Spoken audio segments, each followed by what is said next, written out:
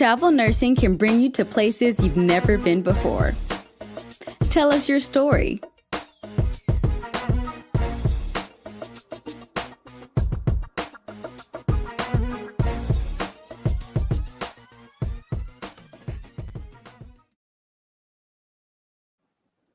Hello. It's Rita at the Travel Nurse Channel, and surprising you today, it's Monday, not Tuesday, but that is because we have a wonderful travel nurse financial advisor.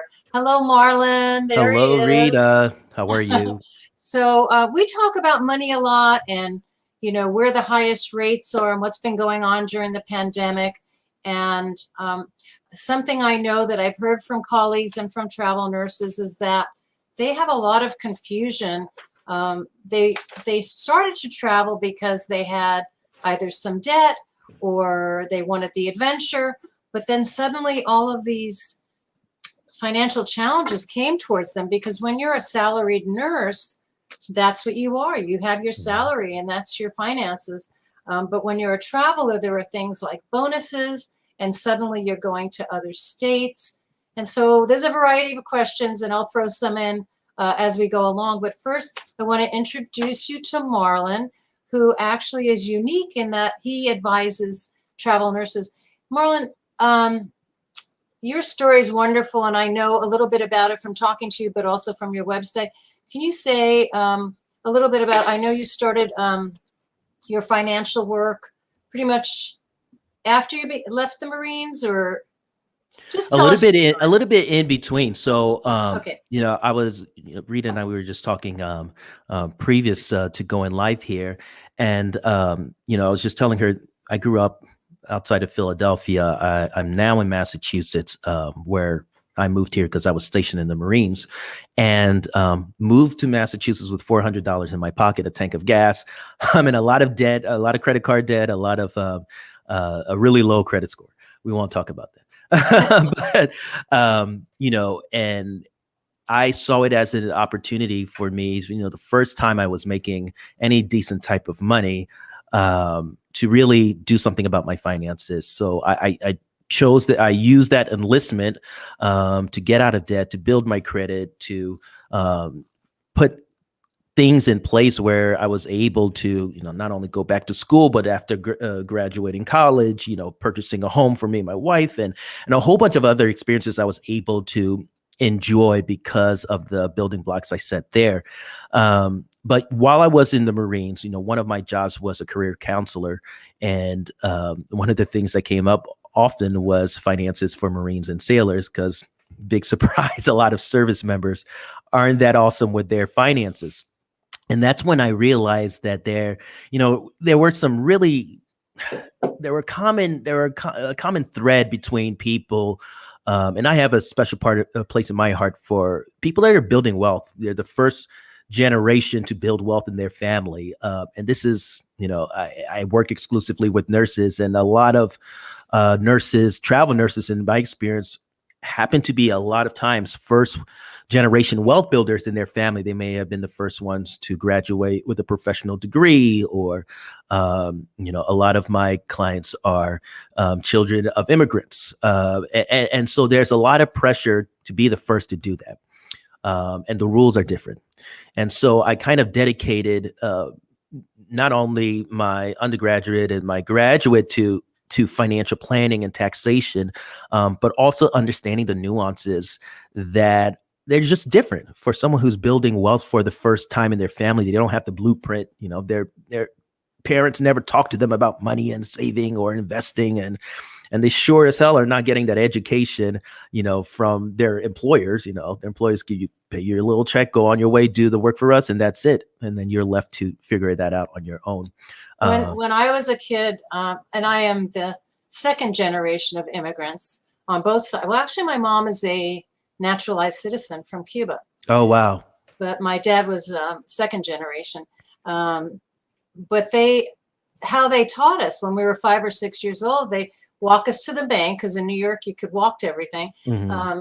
We got Christmas club accounts, and we got like a little bank or a little toy or something to take home. But basically, we put 50 cents or $1 in every week.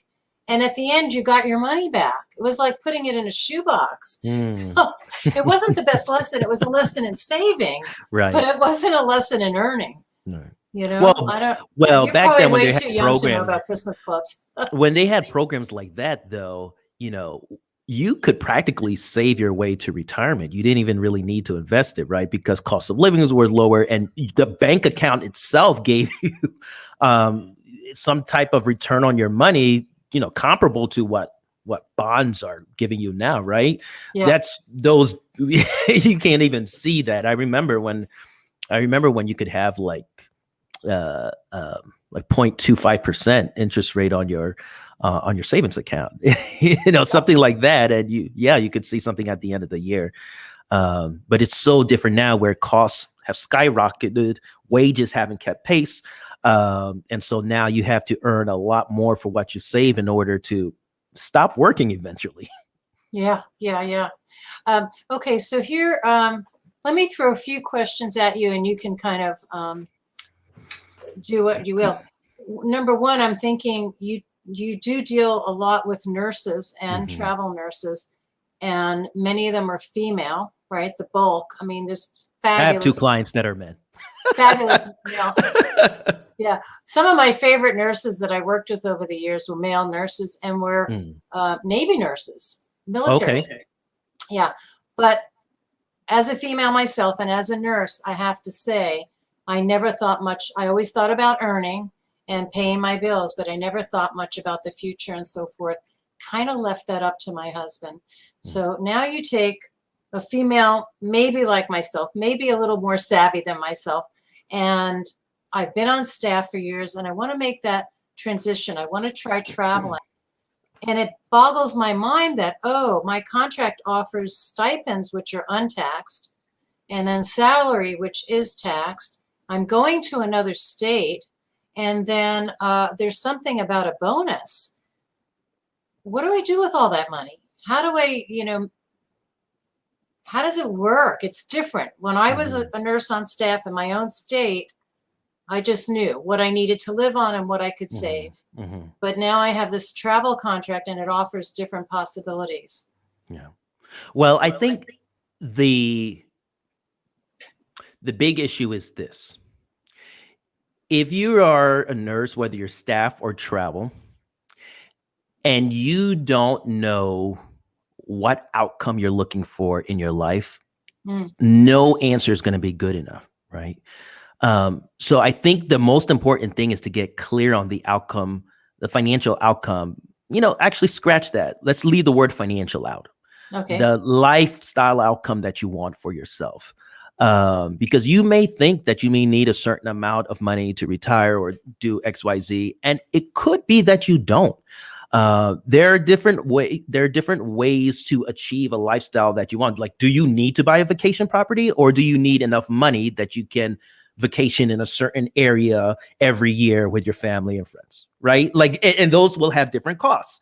And so just to understand, one, what's the lifestyle that you want for yourself, when you want that to occur, and have a general idea of what that will cost, then you will know what inputs you need in order to make that a reality, right? So one of the things that I never do is just to give out advice without understanding, situation like that. And if you look at somebody's life or career, kind of like a linear timeline, even though we all know that's not the case, but let's pretend it's, you graduate college, you start your first job, and this is retirement. And along the ways you can expect, if you're, the majority of the population, to hit certain milestones. You may be in a long-term relationship. That long-term relationship might, end up evolving to a partnership, a legal partnership, a marriage, what have you. There might be children that come from that partnership, whether it's adopted or biological or what have you, or blended family. You may decide that you want to purchase a home. You may decide that saving for college or saving for private K through 12 is important. You may decide that vacationing certain areas with your family is important. You may decide, like, all these things happen, and you can assume that this will potentially happen in early 20s, late 30s, early 40s, and so on and so forth. So depending on where you are on that timeline, the advice about a contract that you take should differ. Yes. Like, if you haven't purchased a home and you know that purchasing a home is important to you, and listen, I am not for or against buying a home. Some people say it's throwaway money to rent. I don't agree with that. And some people say that buying a home is a great investment. I also don't agree with that. I am a homeowner and I've also rented. My reasons for buying a home was because I was starting a business and I wanted to cap my living expenses where nobody could raise rent. But I know that I can't get any money for my home unless I sell it or rent it, but I'm living in it. So is it a good investment? Yeah. So that's something for something else. But what I'm trying to point out is that what you uniquely need in your life is going to change what's good advice, right? So if you take on a contract and you have a really low taxable wage and the stipend is maxed out to GSA levels, right? And then you go to your local bank or credit union and say, like, hey, I'd like to buy a home. And they're like, you only make $25,000 a year. You're the poor. Get out of here.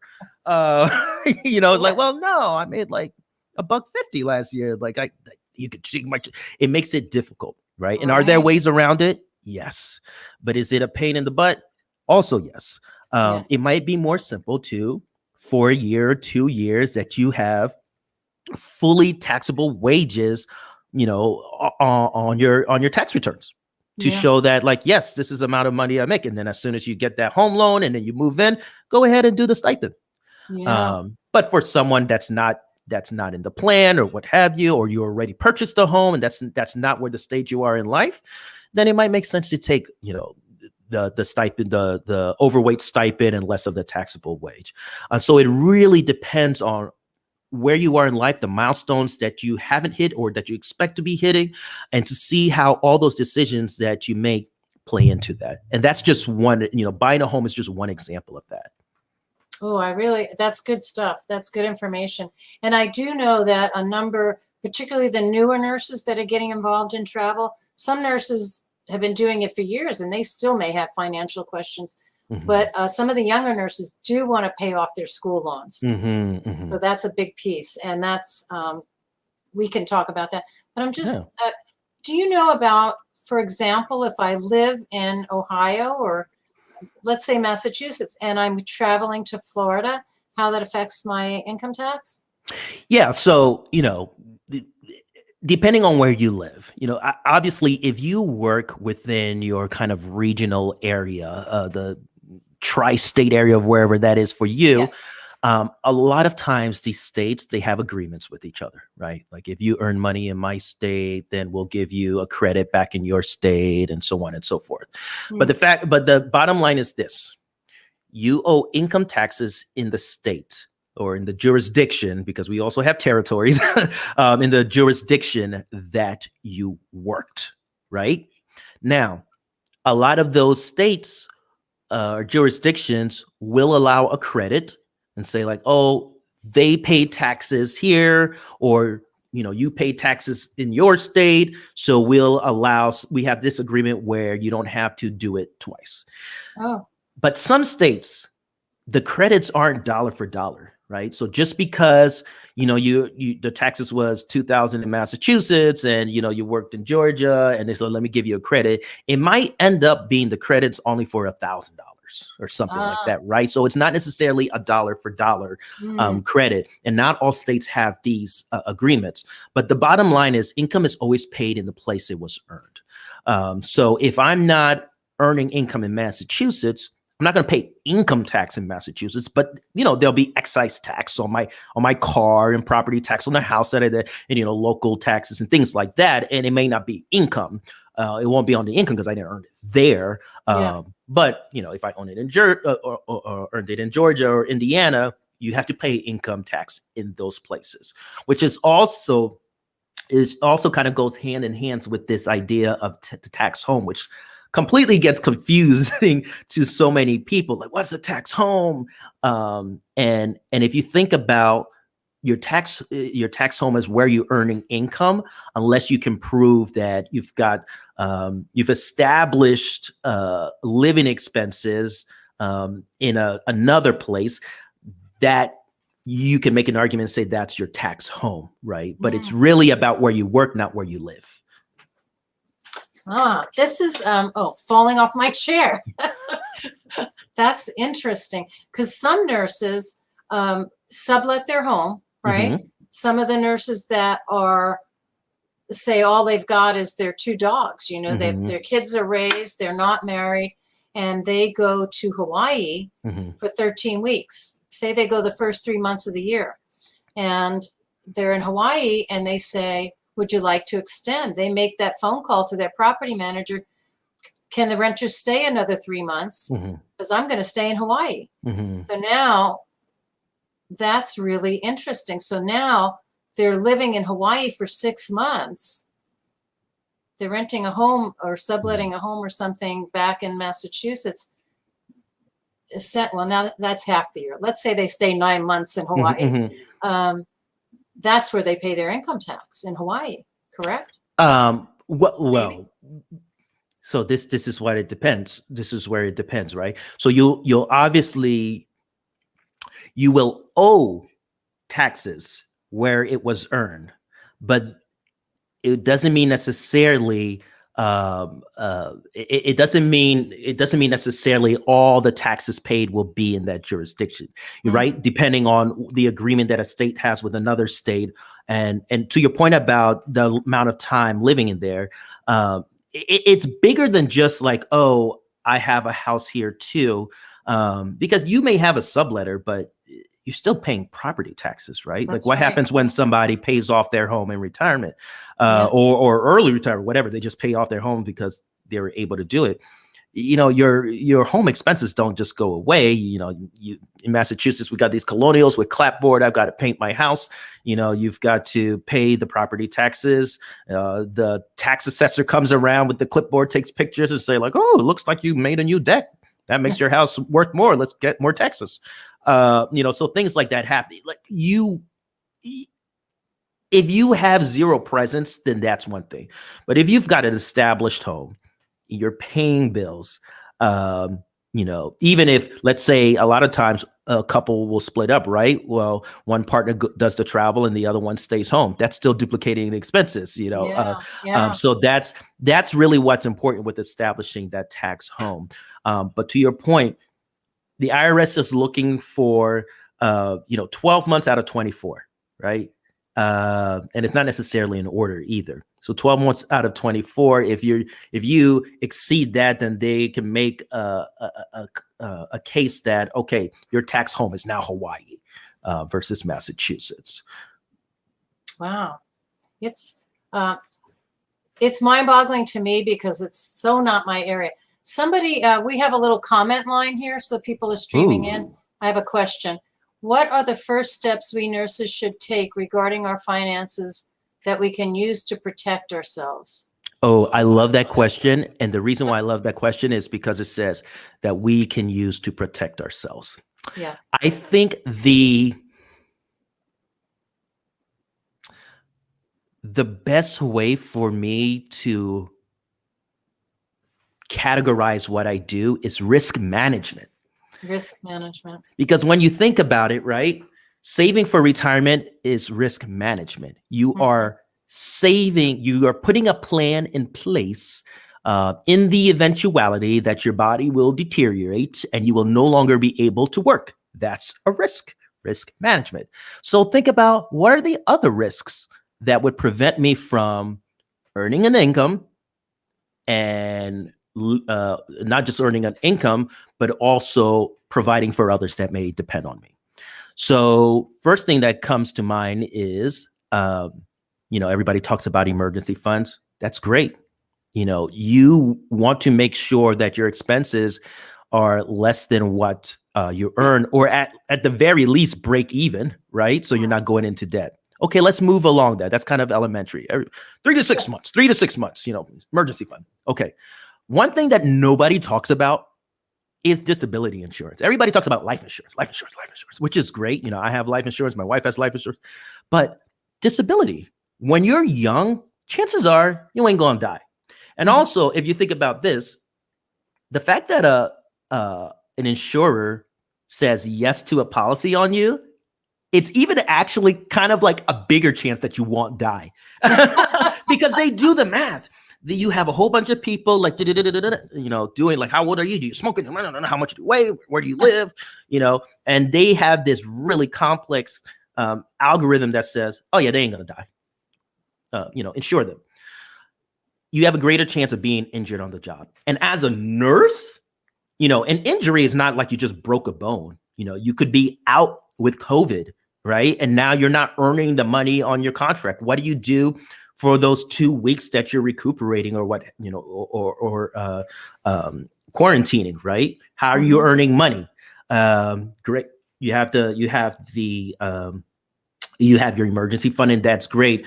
But for people that have lingering effects of whatever disability, whether it's short-term or long-term, that means you can't earn money, but you're still alive, which is like the worst thing ever. It would have been better if you died, right? It is.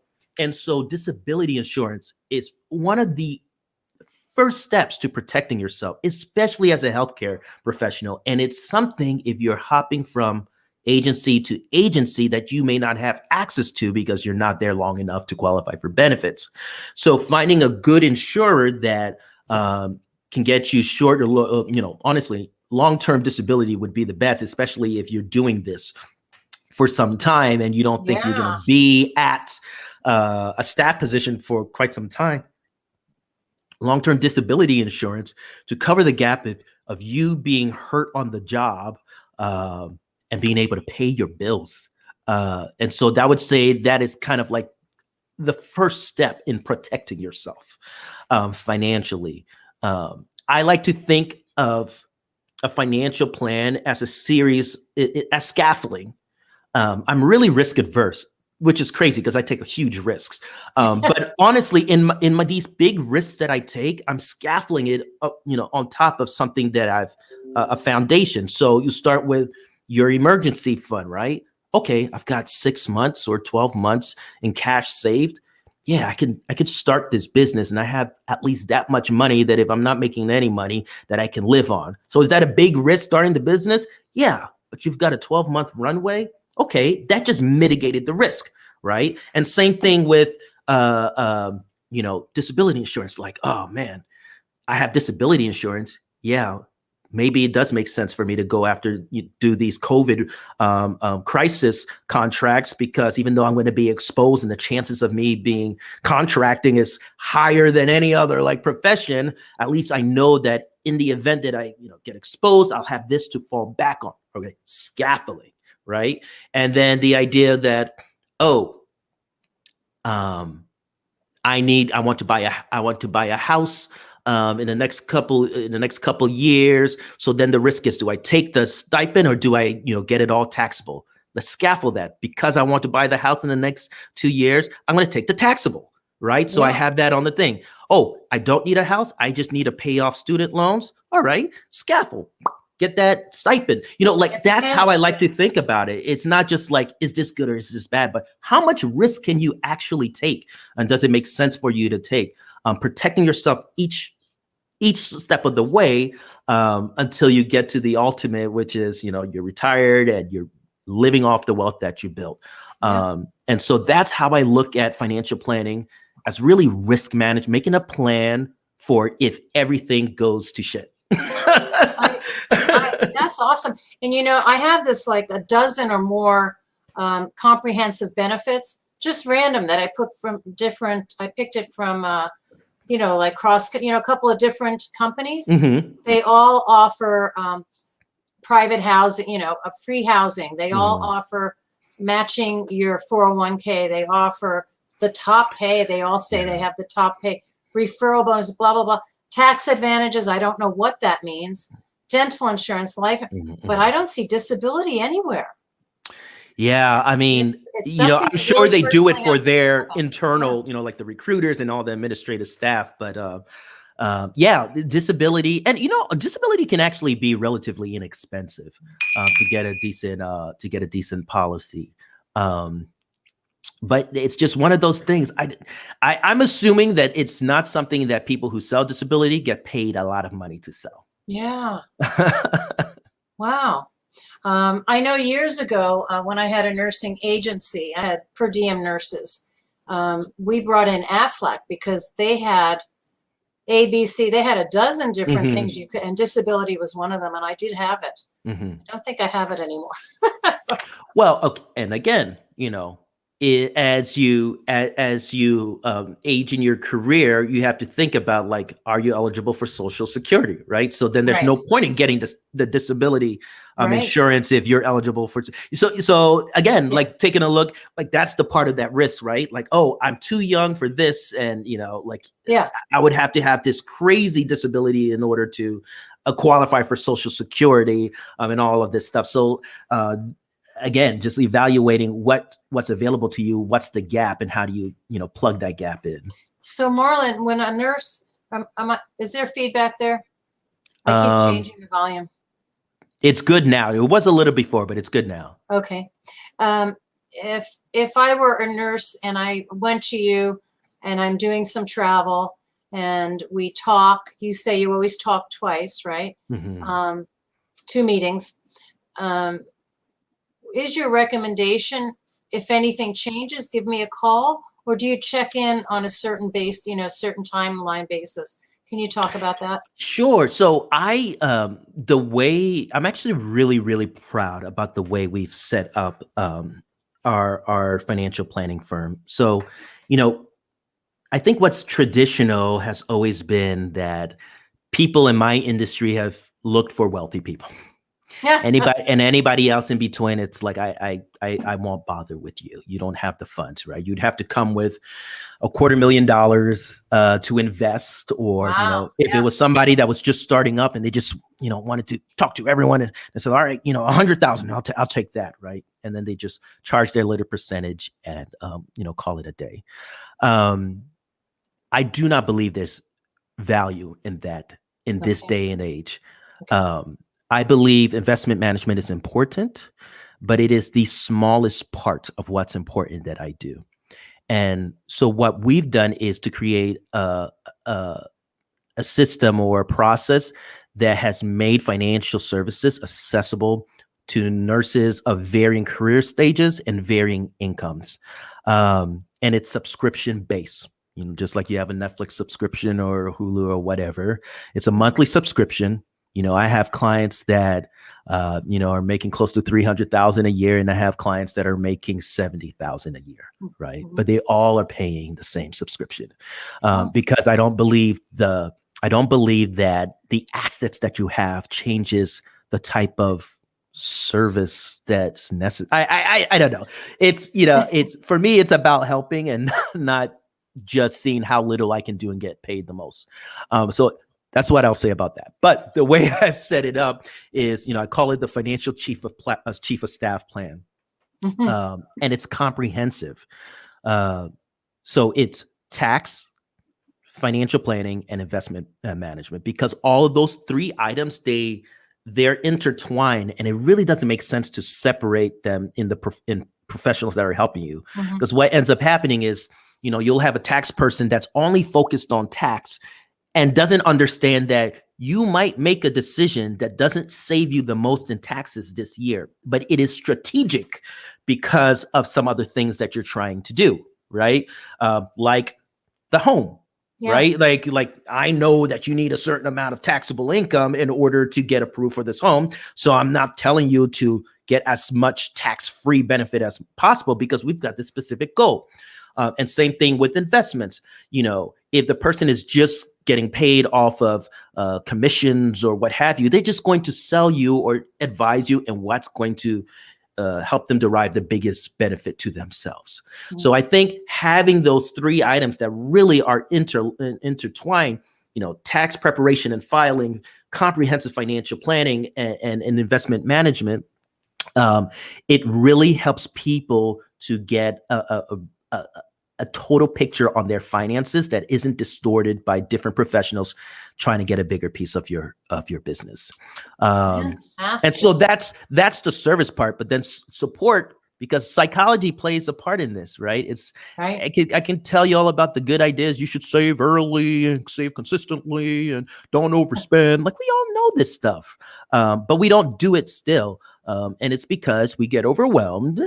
We feel like we just can't come up for air, and a whole bunch of other things that we can be the best nurse, the best whatever in our given profession. But for whatever reason in finances, so many people are relegated to just being like this tiny little person inside that they can't do. Yeah. So support wise, what I've done is I've broken down the financial planning process in monthly intervals. So every month with my clients, I'm focusing on one specific area of their finances. In the beginning of the year, it's cash flow and budgeting. In June, we're doing retirement, and in November we do employee benefits, because that's when people's open enrollment is for most workers. So taking away the stress of me dumping a 40-page plan and saying, here's your financial plan. That's the way I've done it. And so people, all my clients, they're in control. They're having these short incremental conversations with me. So as things change in their life, they're never forgetting that this is also affecting my finances. And my clients are texting me, they're emailing me, and they're saying, hey, what about this? What about that? I'm leaving voice messages and so on and so forth. So all of that is really to get them active in their finances without it being overwhelming. And I'm getting a lot of actually good feedback on the broken down financial planning, instead of just like, here's your plan, give me 2,500 and we'll call it a day. Yeah. I don't even want to tell you about some of the people I've met with, because some of the things that helped me, they said I should get rid of, that I should diversify. And they saw that I had a lot of money in Bitcoin, and they said, get rid of that. And I didn't. And I'm glad I didn't. Anyway. Yeah, it's so important about that, like, especially, so we can come back to that. I have some feelings about that too. Yeah. Didn't do it all, but I took a certain amount, and that was one of the risks. So I have another question coming in. It says, should I try to go to a 1099 or a W-2? I don't even really know what those mean. Yeah, so they're asking about being a contractor or being a contractor Employee. where they're securing like their own contracts, or essentially working for the agency. I mean, it really. So this is involved, right? So this is a business question. This is a tax question. This is a financial planning question. There's a couple of things. So my question would to you would be, what are you hoping to accomplish by either going a 1099 or a W-2?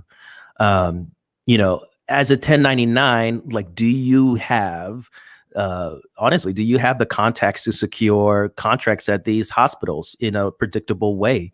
Our healthcare system is so it's kind of like a monopoly, right? So if you're in, you're in, but if you're not, you're not. So there's that, and then also understanding as a 1099, you've got the added stress of not only running your business and trying to get contracts and things like that, but like paying taxes every quarter. How much do you pay? It's just there's a lot more that goes on. So if you're going to be a 1099, you have to be prepared to do that as a business owner, not just somebody that's independent. Because you could really get in trouble quickly with taxes. You could really maybe not be able to get the contracts that you were hoping that you were going to get. But yeah, of course, you could make a lot more money securing the contracts yourself. You just have to know whether that's something that's within your wheelhouse, your toolbox to be able to do, whether you've got the connections or whether you can build that. I would think about, and I'm not sure California even allows it for nurses, but I don't know. I know there are a lot of nurses that do it, especially like advanced practice nurses, right? Yeah. So they, a lot of them do that. Mm. But I certainly would not advise it for somebody who's just starting out. Uh, Correct. Correct. So you say something on your website that I just want to share because I think other nurses will appreciate it. You say travel nurses and allied health professionals provide critical services that help individuals and families live thriving lives. But who takes care of the helpers when they're helping others? And that's a beautiful thing. And I have to say, not that we're, saints and martyrs, but we are so busy doing our job, and we don't always take good care of our finances. We think we need a car. I don't want to get a used car because I don't want to, drive out of state and have trouble. So you buy a brand new car that maybe you can't afford. So I think that's a beautiful thing to say. We're busy taking care of others so they can have healthy, thriving lives. mm-hmm. And, we stay healthy. We eat, we sleep, we try to stay healthy. But it can be very, very stressful, which is the root of many diseases, Yeah. to not take care of your finances. Yeah. So I think that's a beautiful thing that you put there, And I also like this comprehensive financial piece. And you're right. I never thought, my husband and I didn't have a financial planner for years until an acquaintance of his was a financial planner, and a really good one in San Diego. And we learned some things from him. And then we went and investigated what we should do. Mm-hmm. And I'm still not sure we're doing the best we can do. But you know what, though? Perfection is the enemy of progress. And I think because of the internet, we're looking for the answer, when it comes to finances. When the truth is, there are many answers that are sufficient, depending on your situation. What I would always recommend is don't put off doing anything because you're not sure if it's the thing. And it's certainly better to develop the habit of saving and investing, even if you're not sure exactly what. The habit is important because you can fix the other things like pretty quickly. And some of my favorite clients are ones that are like, I don't know, I've been saving like 1,000 every month, but I don't know what I'm saving in, blah, blah, blah, and I just don't know. And then like, meanwhile, they're sitting on like 70 grand, and they're like 26. And I'm like, you're fine. One, yes, we can what we can do is make a plan so we know exactly what we're saving for, when we're saving for it, and how we're saving for it. And that will optimize your efforts. But the fact that you've been doing this blind, but you're like, I know I need to put money aside. I don't even care if it was in their bank account. The fact that like, I must put money aside, that habit, it's hard to teach that. And so if you've got that habit, I'm really happy to work with you, because it's hard to teach somebody that only spends. And if you say like, put aside this amount of money, they just can't do it, even if they have the income to do it. It's sometimes you just can't teach that. Yeah, I'm glad that I learned that early. Can you tell me, we talked privately about this, that you always have 2 meetings. Can you talk about those 2 meetings when you bring in a nurse? Yeah. So before working with any travel nurse, I always meet twice. The first meeting, it's 30 minutes. It's an exploratory meeting. And really the goal in that is just for me to get to know the nurse better, for them to get to know me, for me to understand what they're looking for in an advisor. I'd like to hear about past experiences they've had with advisors, good or bad, because a lot of my clients come to me with baggage. With frankly, either these internet gurus. It's just like, in this age of access, like no one cares that whether you're an actual expert or not. It's just actually concerning. So there are people that are selling these courses, and it's like, I'm a money coach and I'm a this, and it's like, and it doesn't matter whether someone like me, have over 6 years academic experience, with a graduate degree and all this stuff, or if I'm actually properly licensed. I like to tell everyone that if I mess it up, I go to jail. All these other people, they're like, there's no one regulating them, no one keeping them in check. So I like to hear what they're, the experience they're coming from, what they're looking to accomplish, and just to get a sense of whether I'm going to like them and if they're going to like me. Because I like to work really quickly, to move them towards their goals. And if there isn't a sense of, what's the word I'm looking for? Like trust. If there isn't a sense that we're on the same page, it's really hard to move the relationship forward. Mm-hmm. So I'm looking for that. And then the second one, and additionally to that, they're going to tell me what their goals are, what they feel their challenges are. Second meeting is a deep dive discovery. And these are both complimentary meetings. They fill out a short questionnaire before, and based on that, I do a financial health assessment to see not only what they feel their challenges are, but to uncover challenges that they may not have shared with me, but that I can readily see based on the numbers that they're now sharing with me. They might think that their problem is saving and their problem might be debt. They might think their problem is debt and their problem is actually saving. Okay. Believe it or not, we're math focused here. Okay. Everybody hates debt, but especially now, and there's just over the years, lots of legislations that's made borrowing for college much cheaper. I'm not concerned with someone who has college loans and their interest rate is 3.87. That's very low. Mm-hmm. I would rather you continue to make those payments and start saving early and frequently for retirement as young as you can do that. Then you take the next 5 years to pay off your student loans and put off saving for retirement and then start, because now you have to save even more for retirement. And at that point, you might have more draws on your income, right? Children, wife, house, husband, what have you, right? And then you just absolutely can't do it. So we take a look at that and in that second meeting and say, like, what you think your problem is versus what the numbers are telling us, and say, this is what I think you should initially do, and this is what we do together. And based on those two meetings, we have a pretty good idea of whether we're a good fit, whether what I can do can help them. There are some people that I typically don't like working with people that are all over the place with their investments. Like that mean, that it's all about what's the newest fad that they're hearing about, whether it is Bitcoin or whether it's, GME or, all these different things. They're like, oh, what about this? What about that? Because for me, that's a behavioral issue.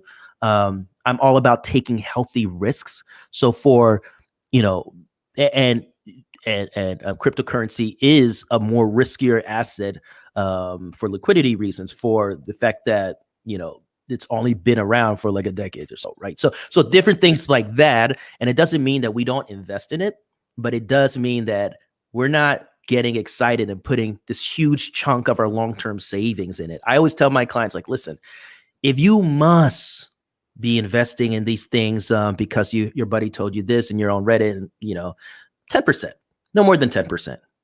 Allocated to your risk, your risk. This is how we want to know that the money's going to be there when we're going to need it. Yes. Do you have the potential of making even more money with this asset? Potential is there. But one thing people don't realize, this is 2021. We've been in the longest bull market, meaning the market doing this. In ever 13 years. Wow. Straight. So even last year in March, when the markets tanked and everything, for 13 years straight, the market has done this. Wow. And nobody thinks that because they listen to the news and it's like, the Dow dropped 30 points. And, that's what they're listening to. But the fact of the matter is, the market has been going up steadily for 13 years. We always have had these corrections throughout just about every single year, depending on the quarter, depending on what earnings are being reported. But we have such short-term memory. Like when everybody's doing well, Rita, everyone does well. You're not a great investor. When the ships are doing this, the ships are doing this. Go back to 2008 when everybody was doing bad. Everybody was I remember doing 2008. bad. Yeah. Right? Everyone was doing bad. There wasn't people like, oh, I'm such a smart investor. Like maybe the institution, like the hedge funds, but even hedge funds failed. So when you're in a recession and when it's doing bad, everything you'll know. It's not what you're seeing. We've been doing this for 13 years. I think I heard you say something, which I'm going to share with my daughter because she's still working on her degree, her advanced degree. That if you have a student loan, bless you, which she does from her bachelor, from her undergrad. And my husband said the same thing. It's very low. She went to a state college. That don't pay it off necessarily. Just pay the monthly. Yeah. Because now she's going after the advanced degree. Her husband's establishing self in State Farm. Invest a little, and they have a child. So I heard you say some debt is not necessarily the worst debt. Right. Yeah. Right before we went live, I was going to say this, and I'll say it now. My saying is that we've got the limited resources of time and money, and it's up to us to find the best strategy to make the most money that we can and keep the most amount of it that we can, right? But the fact of the matter is we have limited resources of time and money. If that wasn't the case, I wouldn't have a job because we'd have all the time in the world and we'd have all the money in the world. So because we've got these two limited resources, we're making decisions between two unideal situations, right? The unideal situation is pay debt off, but then not have been paying for retirement, save for retirement, and then not paying off debt. So these are like, you would rather be like pay off debt, pay off retirement all at the same time. We can do it, right? And for some people, they're fortunate that they can do that. Yeah, some people are like, I'm paying off my mortgage. I'm like, why? Yeah. People have all different reasons. And I will not discount how important psychology is in this, because some people, if you've got some traumatic financial experiences, you might have been put out your house or what have you. Sometimes just you're frozen, right? And the idea of you not being able to get kicked out your house because it's paid off, that's it might not make mathematical sense, but sometimes people do need to do things that don't make sense mathematically because it helps them survive. The studies have shown that children that are raised in a home versus a rental, they do better in life. I don't know what the variables were to those studies, but they're different. You can take a math argument, you can make a psychology argument, you can, depending on your perspective. But that being said, if you're looking at the math says this: if you're earning plus 8% in the market and in your investments, and the cost of your debt is 4%, like that's a no-brainer. Yeah. Because you'd be losing money by paying off your debt. Yeah. And then the second thing is you literally can borrow for everything in the world. You can borrow for your vacation, borrow to get a house, borrow for school, borrow for your motorcycle, your Range Rover. Why do travel nurses love Range Rovers? I don't know. But you can borrow for everything. Hot right now. You can borrow for everything but your retirement. So that's the risk, right? Yeah. And if you die and you've got debt, you're dead. The worst thing they can do is like tack money on your estate. All right. But you're dead. And so the risk is I would rather take care of me first than these multi-billion corporations that honestly, they're not going to help me when I've done paying them. And, now I'm 50 and starting off in retirement. Yeah. Wow. So we've spoken for about 50 minutes. Oh, wow. Is there do you want to give a little information on how someone could get in touch with you, and maybe give out your contact, your website, etc.? Sure. So I'm pretty active on Instagram at the Travel Nurse Advisor. But you can DM me there. But you can also find me at travelnursewealth.com. And you can get in contact with me there. On my Instagram, there's a link in the bio where you can set up time for us to chat and see if what I do can help you in a meaningful way. And if not, I know a lot of other advisors. They don't necessarily work with travel nurses, but depending on your situation, someone else might be a better fit. And I can certainly reach out to a network and say like, hey, I have this nurse. This is what their challenges are. Is this within your wheelhouse? And I can definitely do that. But I have yet to have to do that with travel nurses because I exclusively work with travelers. So that's good. I'll just put up a big long HTTP it's WESH, WESH financial. So you know what? I think that's probably like the long link for the form that I put up. But travelnursewealth.com. That's okay. That'll be easy. You're saying wealth, yes. not your name, which not is my WESH. name. I know, but I'm glad that you connected those two. That's the plan. Well, I really enjoyed this. I hope the nurses, I'm usually live on Tuesday, so it's Monday. Okay. So we'll stay in touch, and I'll direct Sure. anybody that's asking for you to you. But I think more nurses may be viewing this tomorrow. And Okay. of course, if they work nights or, Right. because we're on Facebook, because we're on YouTube, they can find us. They can find me. They can find you. But I wish I had more people checking in because it's great stuff. Oh, that's Thank you awesome. so And you much, know Marlon. what? Feel free, if nurses want to send questions in, I'm always happy to see those. It honestly makes it easier for me to just answer questions that people want to know versus me just saying like, this is what I think you should. Yeah, and I've been sort of no. throwing out fictitious things that I've heard or whatever, but it still helps, looking at that picture. Some nurses Sure. are closer to retirement, like myself, and some nurses are just getting started with the school debt. There's a lot of different situations. Sure. And it's something too. You use a philosophy that I use in talking to my fellow travel nurses, is that you need to know what you want first. Yes. What's your goal? Yeah. What do you want out of that travel assignment? Do you want to see Yosemite? Do you want to go to a big city like New York City? You need to know, are you only interested in nights? Are you flexible, etc.? So in your financial life, same thing. Yeah. Do you just want to get rid of that debt, or do you want to start investing, etc.?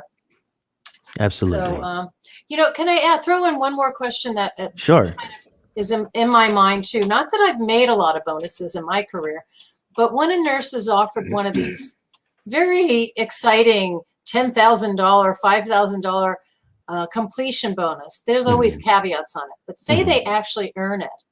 Is that taxed the same way as salary, a bonus? It should be. It should be, right? Because when you think about the stipend is, you shouldn't think of the stipend as part of your pay. It's them paying the cost of you not living where you came from, right? So of course, so interestingly enough, when I was in the military, these rules they're the same. They're the same. And I used to send Marines and sailors, to deployment, and you would write out your contracts. We would write out orders, right? And there would be a line of accounting, and depending on where they were going and how many days, they would have meals, incidentals, and expenses. And it was governed by the GSA to see like it's $50 in Louisiana, or maybe it's 130 in New York a day plus this. They're all the same, right? It's the same tax structure. And so the idea was, you're not back home. You have to stay in a hotel or what have you. And this is what's allocated to you for this specific area. And of course, we all would find the crappiest motel that was like $20 a day, that you So know, you had more ungodly beer thing. money. Right. We all did that, right?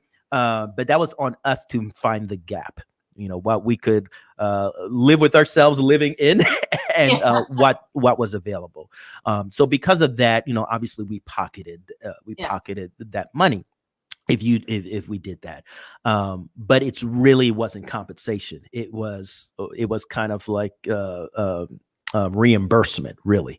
Yeah. That's what it's meant to be. So anything that is done for the actual service of the work that you've done, that's going to be taxable Okay. in ordinary tax bracket. Good to know. Good to know. So delightful talking to you. I hope This we was talk great. again. Yeah, absolutely. Yeah. We have to thank Paul King for putting us together. Yes. And have a beautiful week. My best to your family. And I know the questions and the comments are going to be coming in. One more time, it's Travel Nurse Wealth. .com. Right? Yes. WEALTH.com. Yes. Okay, perfect. Thanks for having me on, Rita. Oh, thank you so much. So I'm going to sign off with my favorite commercial. Take care now. Bye. Bye. Travel nursing can bring you to places you've never been before. Tell us your story.